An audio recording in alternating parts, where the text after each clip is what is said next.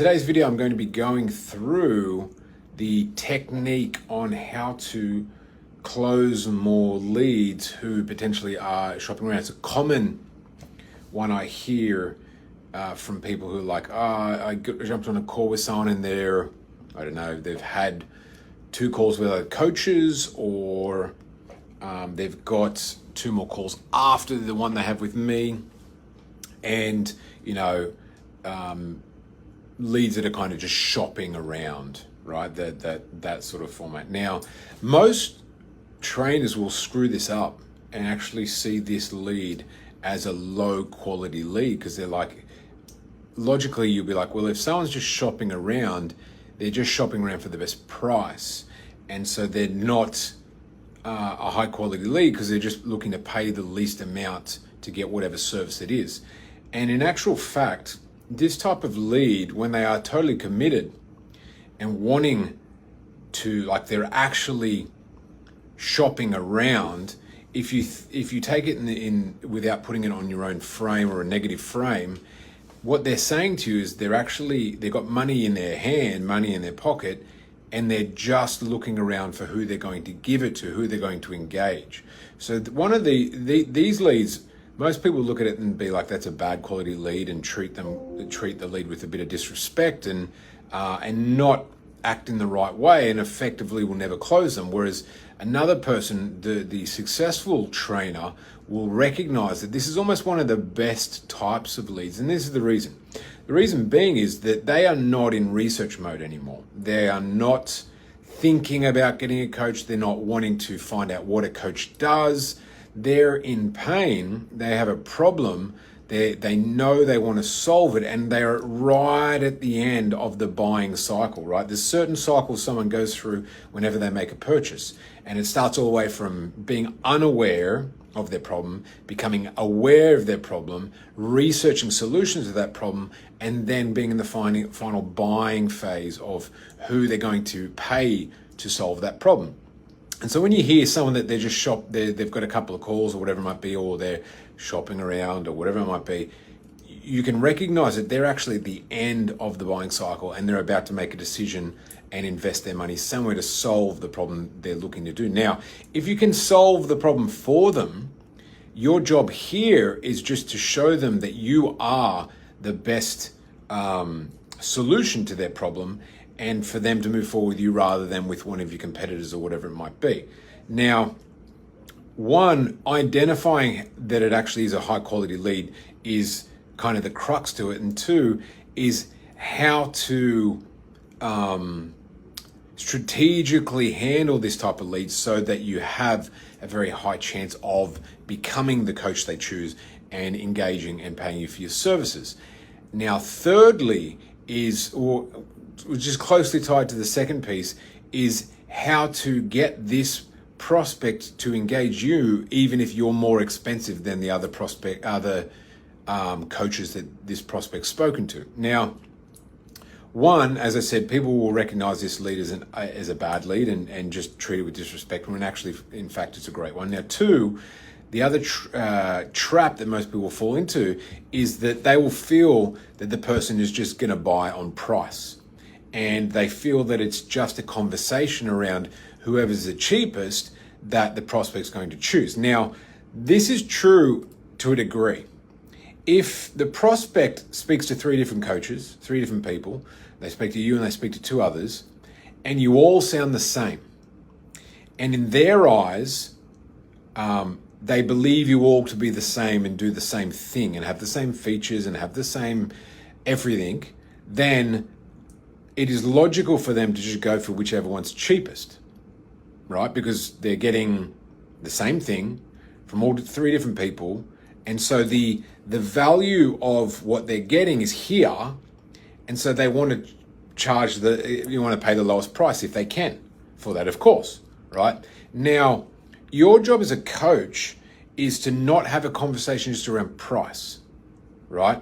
It's to have a conversation around increasing your perceived value and decreasing the perceived value of the other potential coaches they've spoken to, and then you can't get price shopped. You can't get compared just on price, right? Once again, like I said before, if the prospect sees your value as here and someone charges here, here, or here, they're always going to select the lowest price to get the same value.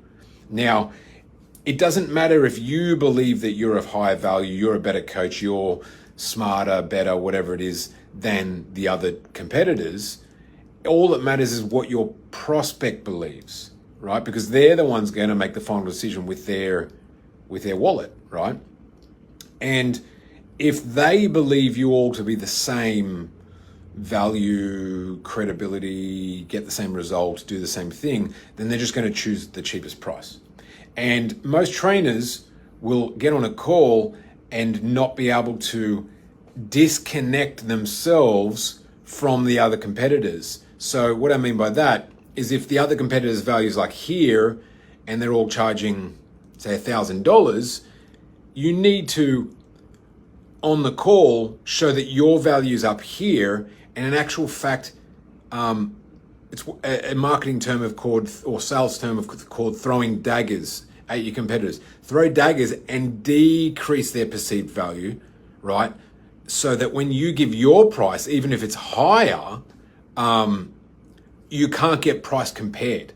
And there's no, well, I'll just choose the cheapest one, because really you're up here and you're alone. And so there is no other way that they can get a great service and result like you around, because you've positioned yourself higher in terms of perceived value in their eyes. And then you've also thrown daggers at your competitors and brought them down. Now, it's not about throwing daggers in a negative way. You don't want to speak badly about other people or anything like that, but it's just you want to show the prospect in their eyes that what the other people do is not going to get you a result, and what I do will get you a result. And the easy way to do that is if you jump on a call and someone says that I've already spoken to other people, I know what they do, what's your price, for example, your goal is to step away from conversation around price, not seem like you're deflecting, but just be like, all right, hear that and clear, we can get to that in a sec, but I want to get some context before to make sure that I can actually help. So what do you need? What are you looking to do? So on and so forth. If you can help, then ask them, okay, cool. So you've spoken to these two other coaches. What do they do? What do you like about what they did? And what made you not move forward with them already? And it's a question that's an inevitable answer, because if they had moved forward with them, they wouldn't be on the call with you. So there's something about the call they had with those one or two other people that they didn't potentially like 100%. Otherwise, they would have moved forward with them, right? So they're on a call with you because they're feeling like they're not 100% met with exactly what they're looking for. So if you ask the question, okay, cool. So can I ask what, you had great calls with other two people. Why haven't you moved forward with one of them already? Why didn't you move forward with one of them? And then they'll start to list to you all the reasons why the competitors that they've spoken to, your competitors, didn't necessarily float their boat, didn't tick every single box. And then those boxes, if you do tick them, they're the things you're going to reiterate on what you do and what they don't do, and why your service is going to be successful, and why if they go with those people because they're missing those pieces, they'll be unsuccessful. Now, whether you're $100 cheaper, $1,000 cheaper, or whatever it might be, you're positioning yourself up here, right? They didn't go forward with those people already because they believed that they didn't do X, Y, Z. And if you do, and you communicate to them, say, hey, we do everything they do, plus we do X, Y, Z, and that's why it's going to be successful. And if you go with these people, as you told me, you won't get X, Y, Z, and that's why, it's going to fail again. So do you want to succeed or do you want to fail, right? And no one in their right mind will be like, yeah, I want to go with a cheaper service and fail. All people want to get a success, right? And so you're positioning yourself up here, and you're no longer going to get price shopped. And once again, if they've told you all the reasons why they didn't move forward with them, what they feel they weren't getting, what they need, and you do all those things and they don't, then you've positioned yourself to be the only one to solve their problem. And then all of a sudden you're going to close that type of client. And as I said before, these type of clients are in the buying mode, and they're either going to make a decision on that call or in the next 24 hours. But but they're literally at the cusp of choosing someone to take their services on and hand over their cash to move forward. So identify them as a great lead, right? Treat them with respect, find out the reasons why they felt like the other coaches weren't a good fit and they hadn't moved forward with them. Then position yourself as being unique and hitting all of those pieces, and that's why what you do works. And then lo and behold, you will close a high percentage of these certain leads, where in the past you may have closed 0% of them. So hopefully that makes sense. It is not about price, and if you get shopped around and then only have a conversation around price, you're going to lose every time, because it's really just then it's a race to who can charge the least amount.